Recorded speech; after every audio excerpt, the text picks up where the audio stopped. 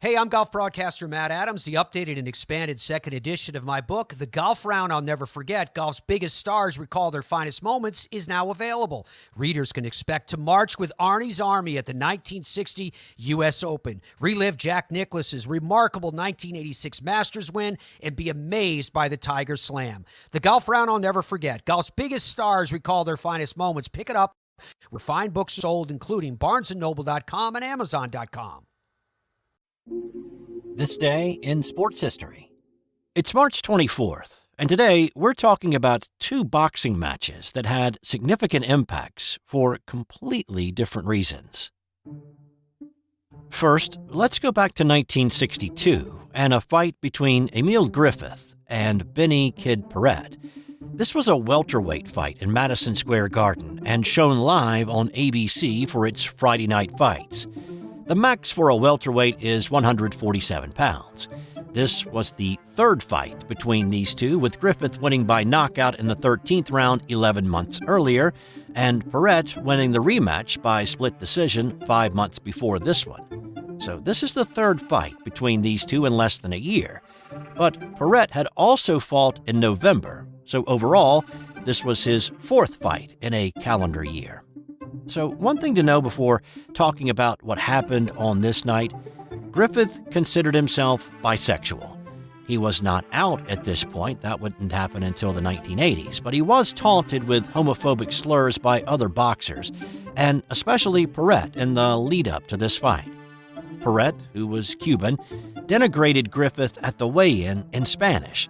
Griffith wanted to fight Paret on the spot, but was restrained. Griffith was a reluctant fighter, according to his biography written by Ron Ross, but he used his success as a fighter to bring his family to New York from the Virgin Islands, and so stepped into the ring again on this night.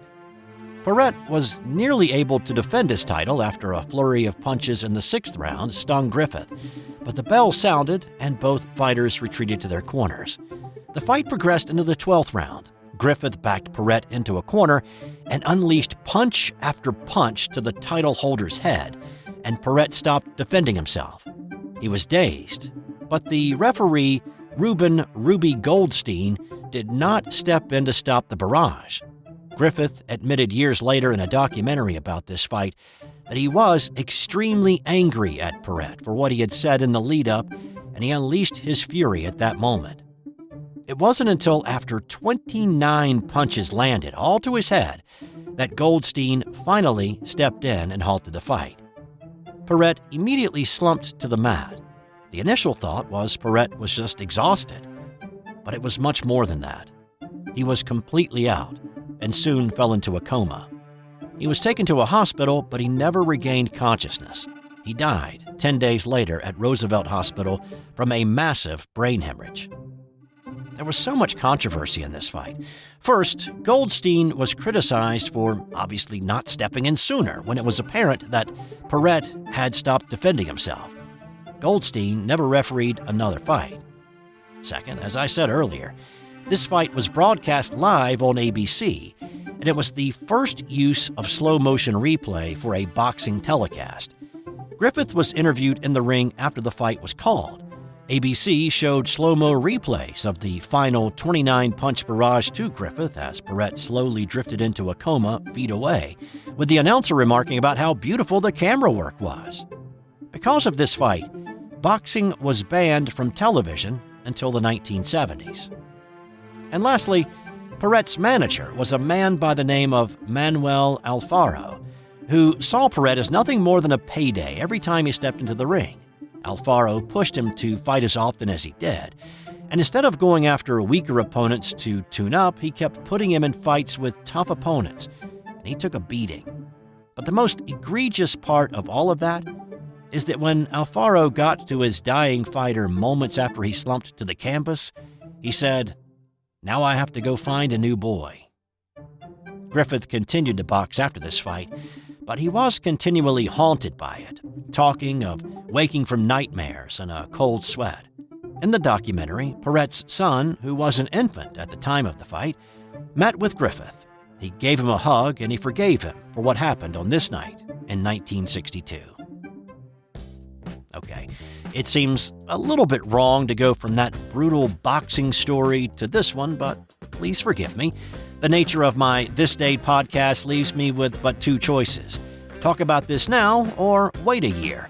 So apologies for going into it, but I think you'll like this story. It has a happier ending.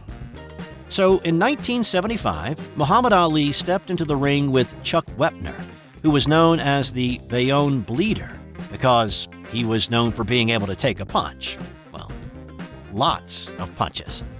Wepner said he had his nose broken 9 times in his 16-year boxing career and had more than 300 stitches to close a variety of wounds. So, yeah, he bled a lot and would bleed again in this fight. Don King was the promoter for this fight, and he labeled it "Give the White Guy a Chance" fight. Wepner surprised a lot of people in this one, knocking Ali down in the 9th and then taking the fight to the 15th before it was stopped for cuts over both of Wepner's eyes and a broken nose. Just before the fight was called, there was this funny exchange between Wepner and referee Tony Perez. Perez asked Wepner, "Chuck, how many fingers do I have up?" To which Wepner replied after looking at his hand, "How many guesses do I get?" But why am I talking about this fight? Well, there happened to be a guy named Sylvester Stallone who watched this fight on television that night. At the time, Stallone was struggling as an actor in off-Broadway shows and the occasional role in a short film, but Wepner's surprising performance in this one inspired him to begin work on a certain screenplay that we all know today as Rocky.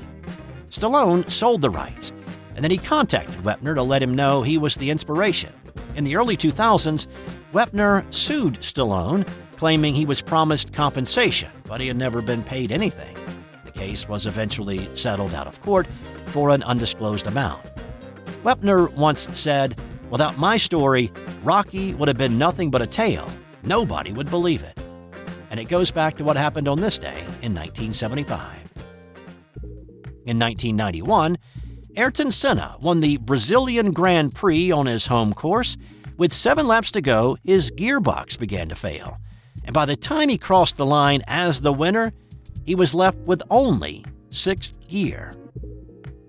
And in 2001, Arizona Diamondback pitcher Randy Johnson was pitching in a spring training game against the San Francisco Giants when a bird flew between the pitcher's mound and home plate at precisely the wrong time. Johnson's pitch struck the bird, instantly killing it and disintegrating it into an explosion of feathers. Finally, here's today's non-sports Did You Know?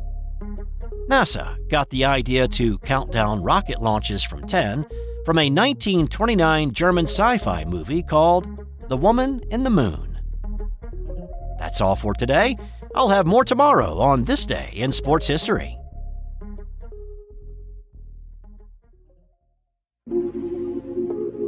This has been an original Thrive Suite production. Hey there, sports history fan. This is Arnie Chapman, a.k.a. the Football History Dude, and I hope that you enjoyed this recent episode presented by the Sports History Network and were able to learn some good old-fashioned sports history knowledge nuggets.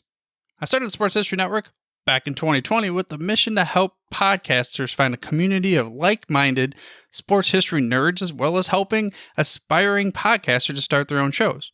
We have a little bit over 30 shows on the network right now covering all sorts of sports history, but as far as I'm concerned, we're just at the toothpick in the ocean moment, that can't even figure it out because there's so much more coming.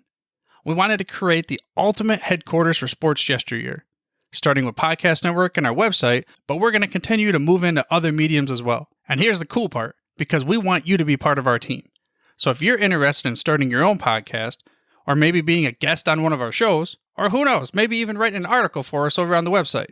Seriously, all you gotta do is reach out to us on the contact page over at sportshistorynetwork.com. You can be as technologically savvy as a Neanderthal tapping on a stone trying to figure out this whole hieroglyphics thing back in the day.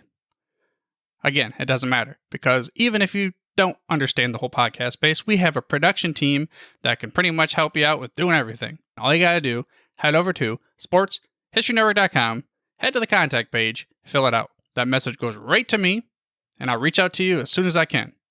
But for now, dude, I'm through if you're through.